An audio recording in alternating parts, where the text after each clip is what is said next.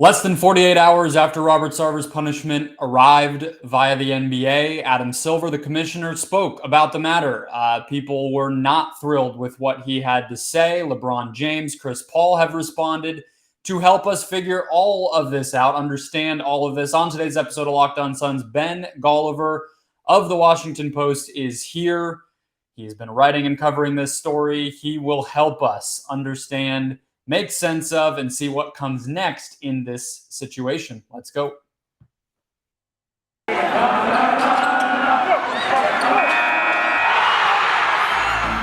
You are Locked On Suns, your daily Phoenix Suns podcast, part of the Locked On Podcast Network, your team every day.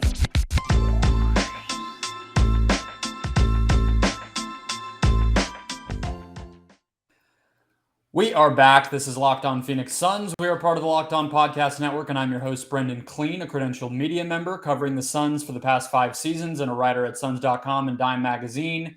A big thank you for making Locked On Suns your first listen here on this Friday as we move forward on this Sarver story that has been almost a year in the making. Wherever you're finding us, guys, please support the show by subscribing, following along. That's the best way to do it. It's all you got to do to make sure this show keeps going is hit subscribe, give your listens and views every single day. We are brought to you today by BetOnline, where you can go all year long for the latest sports odds, information, and more. Ben Golliver is here. He is the national NBA reporter at the Washington Post. Ben, you were tweeting along with Adam Silver's press conference this week. You wrote a write-up of what he said. I just wonder, after about a day or so since he spoke, what's sticking with you? What do you feel like was the most important part of what we heard from the commissioner about this investigation, which, like I just said, has been going on for almost a year now, and we're starting to get some closure? Well, first of all, how are you guys holding up? How are you doing? I mean, this has been, I would imagine, a busy time, probably a complicated time, and certainly, lots of questions about where does the franchise go from here. Are you doing okay? I am doing perfectly all right. It is a little bit of a bummer. And, having covered the team for a while, like, these are real people, right? Like, it's a little bit of a depressing time to just see it all laid out, right? Like, these people who I know who have had to be dealing with this, it sucks. There's no way around that. Yeah. My heart goes out to you guys. I do hope that the focus for that organization, going forward can be on the court. You've had quite a bit of success here the last couple of years. And I think this story really hung over the franchise at times last season. And, certainly Sarver won't be in the building next year. And so that may allow at least a little bit of a temporary closure on that front. In terms of what's sticking with me, I think, you saw a lot of outcry, outrage, whatever you want to say, in terms of, the public's reaction to Adam Silver's, punishment of Robert Sarver. To me, just, gut check, I did feel like it was a little bit light, in terms of what the punishment came down as, $10 million fine. Back in 1985, a $10 million fine might have bankrupted an owner. Now it's pretty much pocket change. The NBA's, finances have improved and increased so greatly over the last 10 years that's just a small fraction of the salary cap at this point. I don't think that's an effective deterrent going forward for another similar situation. I don't think there's other owners out there saying, oh no, Robert Sarver got fined $10 million. I better clean up shop. I don't want that to happen to me. And then on the suspension side, Adam Silver's argument was, well, it's the second longest suspension ever, second only to Metta World Peace or Ron Artest for the Malice and the Palace. But there is the standard of the ban for Donald Sterling that he had to consider. There was the possibility to go even longer, as Adam Silver acknowledged, and he chose not to. And I think that LeBron James, Chris Paul, and a lot of national media members were kind of all singing the same tune, saying this really didn't feel like quite enough. Now, Adam Silver pushed back on that. I mean, he spent a lot of his press conference defending and trying to draw a distinction between what Sarver said and how he said it compared to what Donald Sterling said in terms of his racist comments. I think there was some focus on this idea that Sarver might have been trying to quote people or retelling stories, and that's sort of when he used the N-word. But when you look at the long list of stuff that Sarver was found to have done, through extensive investigations, it just really felt light. When you're talking about how many employees his conduct impacted, the nature of the sexual harassment towards some of the male employees on top of the misogynistic comments and everything else. And it was very strange to see and hear Adam Silver kind of uncomfortably on stage defending Robert Sarver over and over again, trying to sell this idea that he's evolved as a person, trying to point to his hiring practices and some of these other data points to say we should try to take into account the totality of his ownership tenure.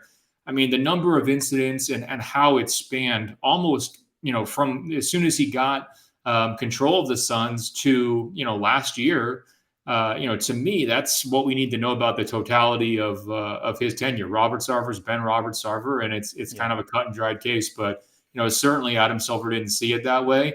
And I think this has probably been one of the episodes of his commissionership in which he's drawn the most criticism that I can remember.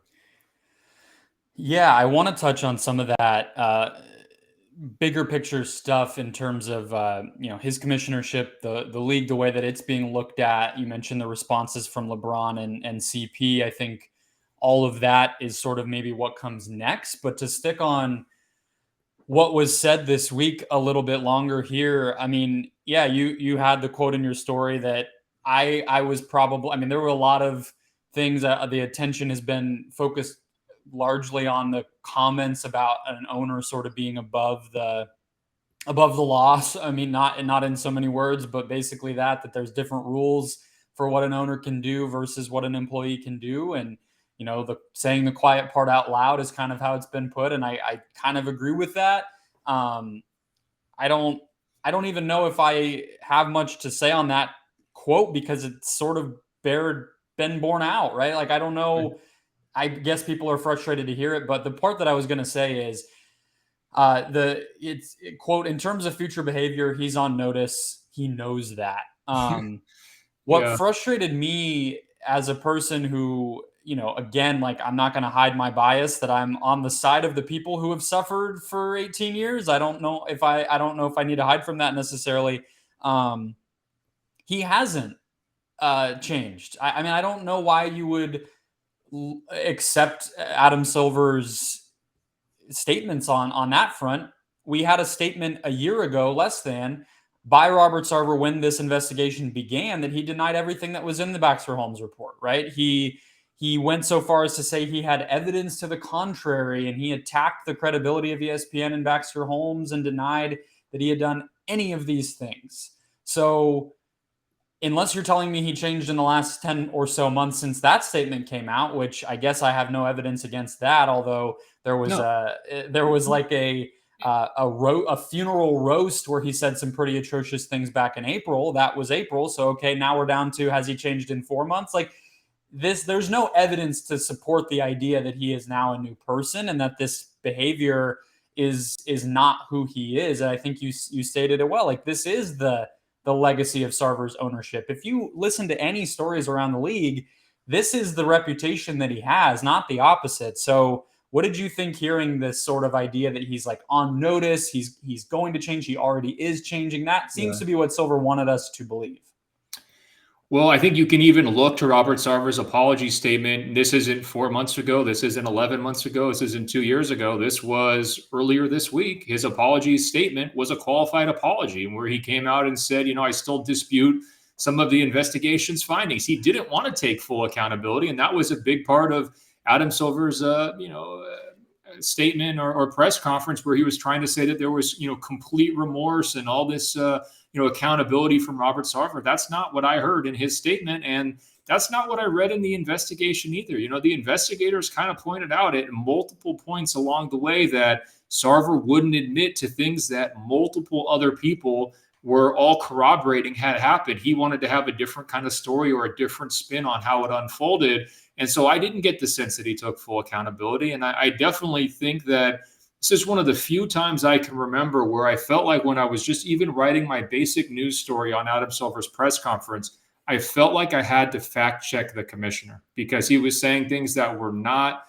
factual himself in terms of this idea of evolution. Well, he was arguing, well, most of the things that Robert Sarver had done was early in his ownership tenure, right? Well, according to the investigators in 2021, he's talking about a sexual act in a business meeting, right? That's not early in his tenure. That's basically 1 year ago, right? And so there was a number of points where Adam Silver, I guess, tried to stretch the truth or tried to be as generous as possible, if you're feeling charitable, in terms of your interpretation of how he said things, in terms of defending Robert Sarver and defending his character, and then by extension, defending his decision to only suspend him for 1 year rather than approach a longer punishment. Now, I will say this in Adam Silver's defense: this idea of differing standards between owners and employees and those kinds of things. What he was trying to get out was simply, it's a lot more tricky legally to quote unquote fire an owner than it is to fire an employee, right? Yeah. And to strip an owner of his franchise requires an extensive process that could easily bring about litigation from Robert Sarver at the end of it. And Adam Silver and the NBA actually got pretty fortunate in terms of how smoothly they resolved the Clippers, sale to Steve Ballmer, and how quickly they were able to get that done. Whereas for a while there, it looked like it could have been years of litigation for that as well. So I think he was not trying to say there was a double standard in terms of handling conduct. It was more, there's two different, standards of how you would actually get rid of someone, right? It's just not easy to fire an owner. I think that's what he was trying to get at. And I think in that case, he's right.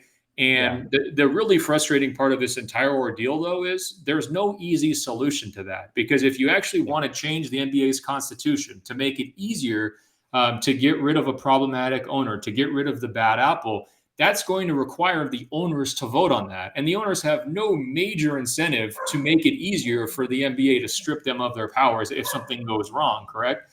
And so I think that's why we're in a situation where Adam Silver's his hands are kind of tied, and the public is outraged because of that. And we all go forward feeling like there wasn't maybe a true sense of justice in this particular incident.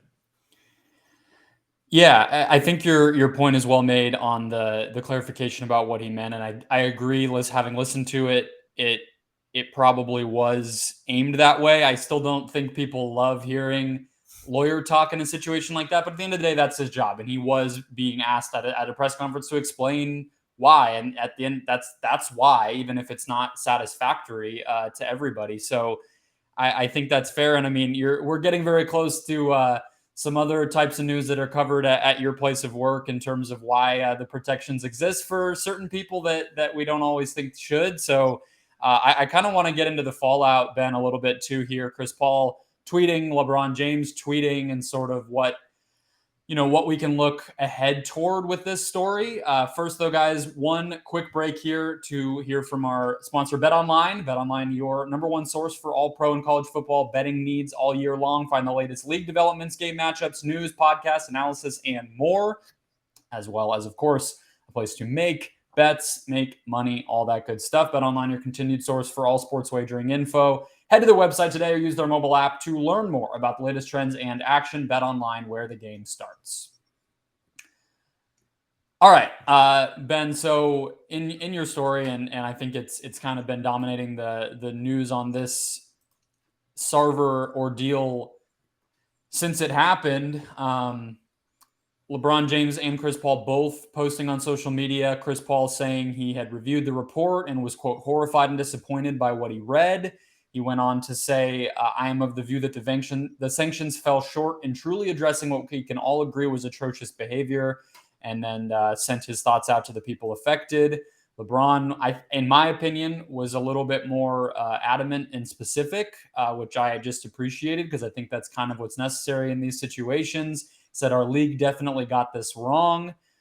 There's no place for misogyny, racism, and sexism in any workplace. Doesn't matter if you own the team or play for the team. We hold our league up as an example of our values, and this ain't it. I think that last sentence is kind of the way that other people maybe who don't cover the league every day, don't cover a team every day like you or I, or are in the league like LeBron or whatever, are looking at this, right? You mentioned it in terms of Silver specifically, but this is a league that's been looked to as a leader on some of these issues, whether it is because of Sterling or what happened in 2020 or other moments. And it feels like like you said, that uncomfortable feeling of Silver almost defending the actions of Sarver is just so far from what I think the perception and view of how the NBA would and typically has and maybe should handle the fallout of an investigation like this. Well, I think that when you look at both Chris Paul's statement and LeBron James's statement, I think on the pro side, they did a really good job of reflecting the outrage that a lot of fans are feeling. They validated a lot of those feelings for, let's be honest, consumers of the NBA product, of letting them know, like, hey, we're not just completely okay with this. We're not going to completely let this slide. The comment that really jumped out to me, though, from LeBron was this idea that there's no place for this in our league, right?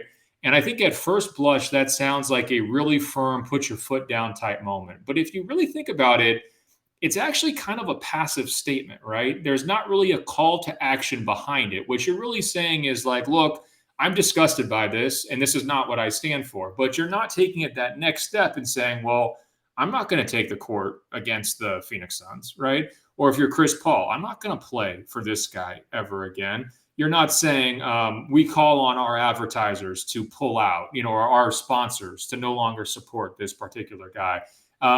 They did not really tie their frustration, their outrage, their disgust towards any sort of meaningful action or a next step that would provide consequences for Robert Sarver or that would potentially encourage him to sell his team, right? They're just essentially saying like, look, we're annoyed just like you're annoyed.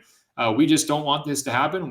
We don't want to be associated with the guy, but there wasn't that next step. And let me be clear, this is not the player's job to solve this solution, to create a solution here, to force out Robert Sarver, to always be the agents for change. However, when they do raise their voices and they do feel passionately and they do take the next step, as they did during the Donald Sterling situation, which basically was like, this guy's got to go, period. We got to get this guy out of here. And what's the strategy to do that? That really moves everything. And it moves Adam Silver as well, by the way. He listens to the players a lot. He takes their temperature. And I think a lot of his decisions are made only after he's heard their input. And so to me, I'm not trying to say that the player response here was non-existent or soft. That's not the case. Yeah. But they waited until after Silver already made the ruling. And I thought they didn't, come out as forcefully against Sarver based on his conduct as I expected. And that's not just the superstar players, by the way. I mean, this wasn't a case where you had 200, 300 NBA players all kind of tweeting, oh, this is gross, this is sick, I can't believe this. And that's really what the case was when the Sterling thing came out. I mean, there was outrage across the league. And so I think if you rewound to the start of the investigation and you told me, hey, next September, they're going to release a 43-page report that details everything that Robert Sarver did, and it was going to include all of the things that report included, I would have thought the players would have been really, really, really upset, and they would have been plotting, okay, what's the next step to make sure this guy is no longer part of the game? And I think at this point, I came away from this week, even after reading the players' responses, thinking, fast forward to September 2023, Robert Sarver is probably going to be back courtside, just like Shelley Sterling was courtside at Clippers games and continues to go to Clippers games all these years later. Yeah, it does make me wonder where this kind of leaves us. I mean, Chris Paul has taken that tact the entire time, as have two other people, two basically. I mean, James Jones has had to speak on it to a degree, but Monty Williams and Devin Booker also said the same thing. We're not going to really comment in specifics until we are able to refer to actual specifics, aka things that have been corroborated, not just an ESPN story. That was their choice. I respect that. I don't necessarily, maybe it's just being a journalist and feeling like that's enough evidence. I get that not everybody might feel that way and they have to kind of wait things out, but they will be asked about it. Media Day's in a week and a half now on the 26th. So that part of this is not going anywhere. Ben, I have to admit though, I felt, you use the word like, not you, but people use the word progressive for describing this league. And I was most struck, I think, and you kind of, I guess, illustrated that some of the player response has been the same way. Silver's response was certainly this way. Waiting for another shoe to drop is really what it feels like we're in the middle of right now. Silver, not coming out as strongly. Everybody has said, like you sort of were saying, the players would be able to create pressure if they so chose.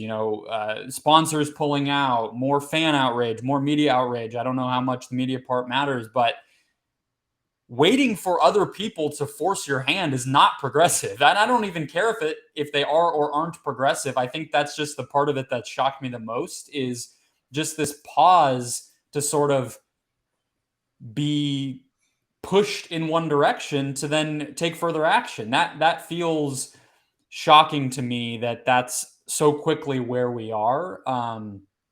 There's maybe some stuff about, could the minority owners of the team take it? And I just don't, I kind of am like you. I feel like next year this time he's just going to come back, and then you start to worry about, what happens then. But I don't think the major action is coming. It just doesn't feel like that's the temperature on this right now. Absolutely. I think it's important to take a step back and say, well, the NBA can be progressive compared to the NFL without actually being progressive, right? And I think that I noticed a big shift league-wide, both among the league itself, but also the players coming out of the bubble. And I put this in the closing stretch of my book, Bubble Ball, where I think we all look back at that bubble experience. You've got Black Lives Matters on the court. You've got vote T-shirts every single night. You have a protest where the Milwaukee Bucks don't take the court because of a protest against police brutality. I mean, that was sort of, I would view as the peak of the NBA really dipping its foot into political waters and taking a side, frankly, and supporting the players on that particular side. Since the bubble, I mean, all the jersey slogans have gone away. All the signage on the court has gone away. All the visible markers and indicators that could be viewed as partisan have all disappeared. They've really focused on voter engagement, right? Getting people out to the polls. And they view that as nonpartisan. That's much safer territory. That's not going to draw them criticism. And so it's not nearly as polarizing. You look at the national anthem, players were kneeling throughout the bubble. Well, what happened after that? Immediately, everybody goes right back to standing up during the national anthem. And so to me, there was a correction after the bubble that was sort of the entire league and the players taking a step back and saying, all right, well, we made our point. We went out, there was a change actually in presidential leadership in the United States as well. And it just feels like they took a step back and said, was this good for business? And the NBA became a very, very big target for lots and lots of people, negatively so, by taking some of those stances. Whether or not I agree with that or you agree with that, it's a fact. There was a lot of people who didn't like how NBA players were, wading into political issues. And there became a lot of whataboutism, right? Well, you care about this issue, but do you care about China? You still take the money, and you just get into these endless kind of, cycles of political debate that really don't serve people and really distract from the game itself. And so to me, I kind of view the way the NBA has handled this situation as being consistent with the wider post-bubble, culture of the league, which has been, let's get everything back on track. Let's try to, recoup the financial damage that, took place during the bubble during the pandemic, because you weren't able to have, full crowds. And let's try to make as much money as humanly possible, right? And I view Adam Silver's great strength as a commissioner is his business acumen. And it feels like to me that is driving a lot of what we've seen this week, a lot of what we've seen really over the last 2 years. And I think you have some really sharp business minds in the NBA superstar class. And I think that could be driving their decision-making too. I think that's all fair. I want to maybe zoom in a little bit more to close out the conversation, talk a little bit about, you've been around this league a long time, Ben, and we've seen other examples of this. Careful now. Your people are going to think I'm old if you say that, bro. Come on now, be nice. Okay. Long enough to have seen a couple of these pass by, let me say that, in terms of scandals, whether it's the Mavericks and their front office and business operations, workplace environment, or the Sterling situation, or even the Portland Trailblazers recently had an investigation that I don't think got a lot of attention for whatever reason. So I want to kind of talk to you about what, fans listening to this, I think they care about the other stuff we've been talking about, but I think there's a lot of, like you mentioned at the very top of our conversation here, what's going to happen on October 18th or whatever opening night is, in terms of the product that I like to enjoy and the thing that I like to spend my time doing. So I want to get into that. Let's take one more quick break first.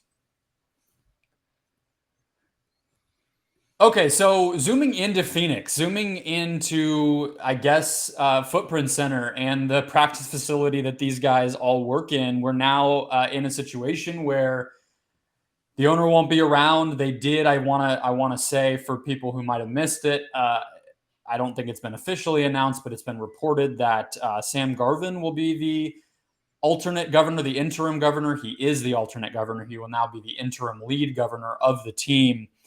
He's somebody who I believe has been with the ownership group since 2004 when Sarver took over. He's a very close colleague of Sarver's from all appearances. So I don't know the guy. He's never made any impact on anything up until this point that we all know of. So it doesn't feel great that somebody so close to the person who did the wrong things is going to stay there, but that's that side of it.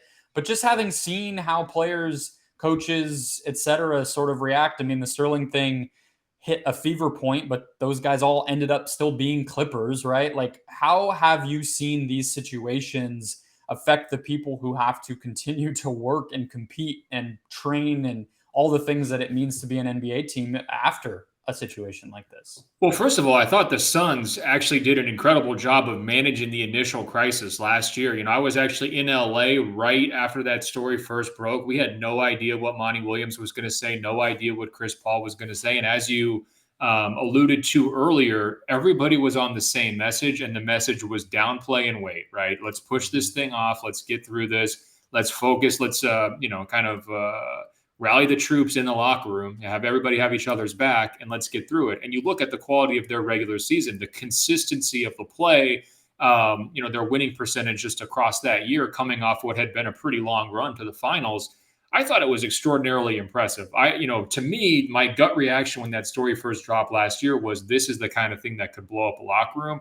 And that wasn't the case. We can look at how the season ended and point to a pretty messy second round series against Dallas, but I certainly don't think that was like a lingering Sarver distraction over the organization that caused those guys to come to pieces against Dallas. And let's give Luka a little bit of credit, right?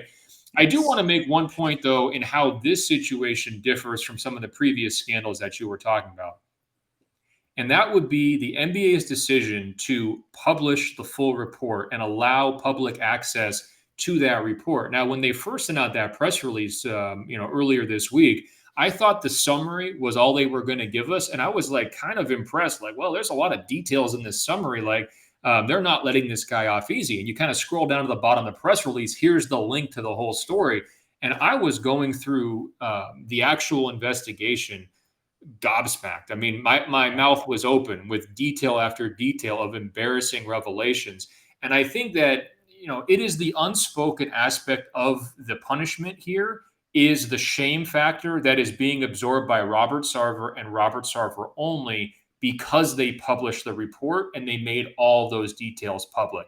Had they not chosen to do that, had they just done the summary version, had it just been the 1-year suspension and the fine, I think people would have moved on more quickly, and I think there would have actually been less outrage. I think it was the salacious details that were in the report that really took people to the next level. And that was a choice by the NBA to do that. And I don't know if that winds up being like a warning shot to other owners of like, hey, make sure you get things squared away and make sure your house is in order so that you don't wind up finding yourself as the next Robert Sarver where people are kind of digging through this kind of things. But I do think that actually, to me, it's healthy for the Suns organization because the guy who was the root of these problems is the one who is taking all the embarrassment. It's the one whose reputation was damaged. And he physically will now be removed for this 12-month period. So I think life is going to be able to go on pretty well without him. Now, will it be stranger next season once he's back in the mix, presumably, and he's trying to take over ownership and he's sitting courtside? I could see that being a time of friction. But I actually think that the way this played out, it worked, fairly well, pretty much as well as the Suns could have hoped, because they're going to be in a situation where, they can just go to media day and say the NBA rendered its verdict. We disagreed with some aspects of it, but we accept the decision. We're here to play basketball. That's above our pay grade.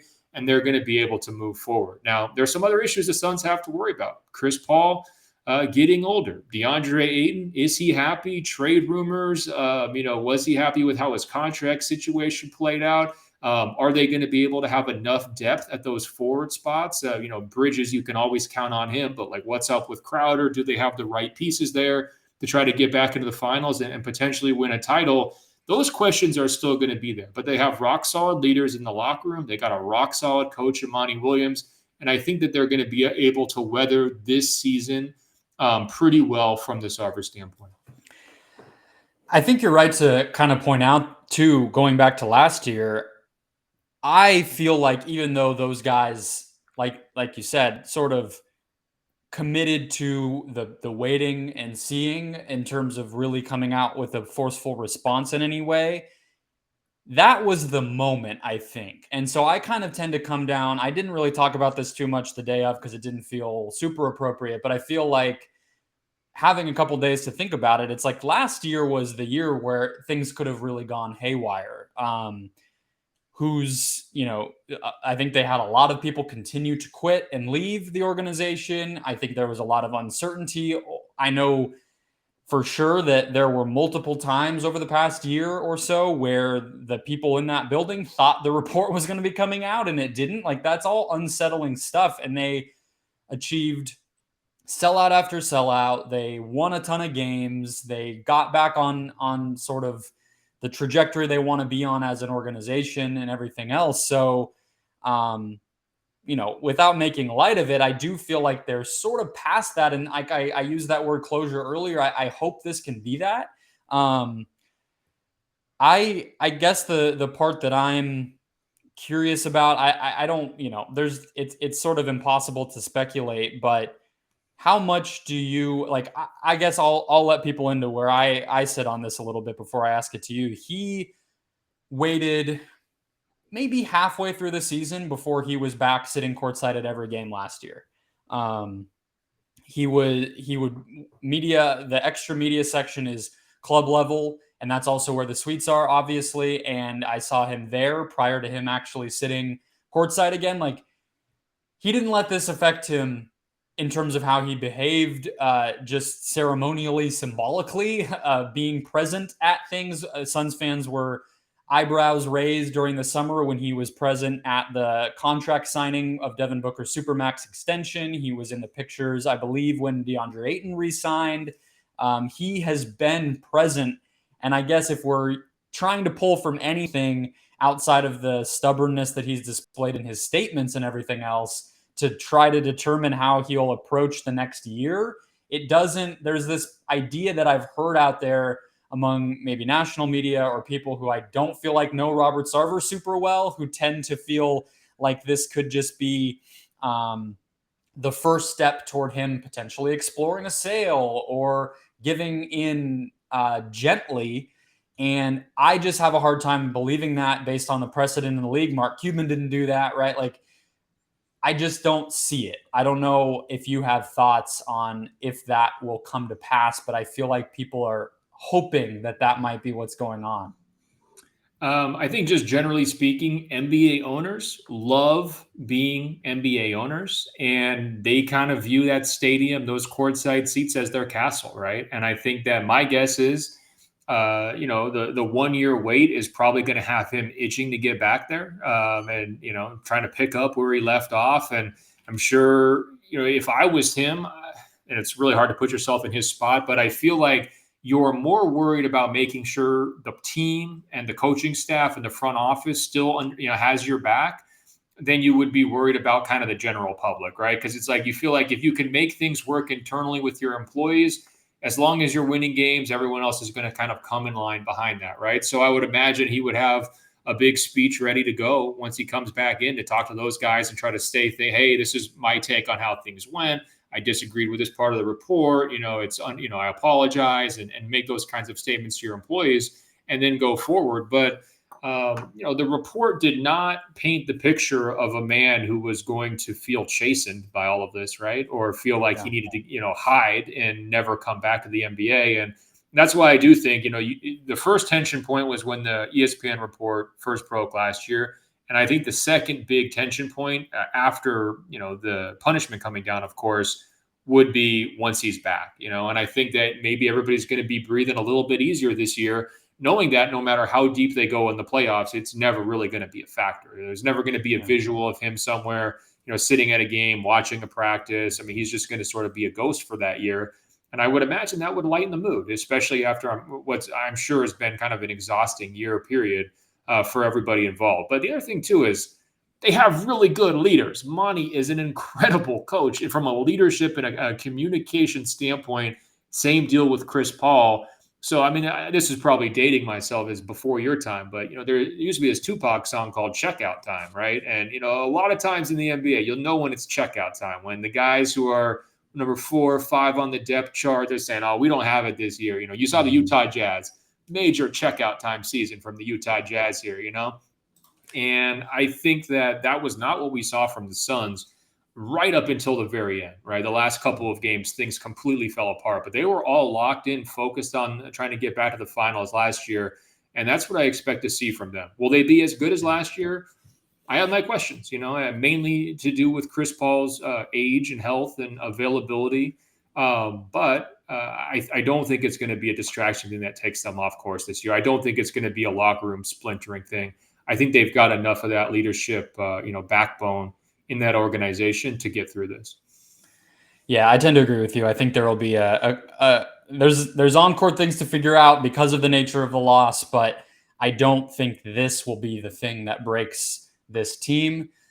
One last note on the Sarver stuff, just as we're talking about people wondering how he will handle this. He's only 60, and he also the bank that he was the chairman of parted ways with him during all of this, and specifically cited concerns over the results of this investigation and the prospect of association with him. They sort of mutually agreed to not work together anymore. He doesn't, I don't believe, do the real estate stuff that he was ultimately or originally part of. So owning teams, like you said, it's not only that there's a pride element to it and a fun element to it, but it's kind of his only job at this point. It's his identity, right? I mean, that's what he's known for. That's his social currency. I mean, wasn't his wife emailing, texting people saying, your guys are going to ruin us, right? I mean, that's the natural defensiveness. So, I think he's got all sorts of personal reasons to want to be involved. Yeah.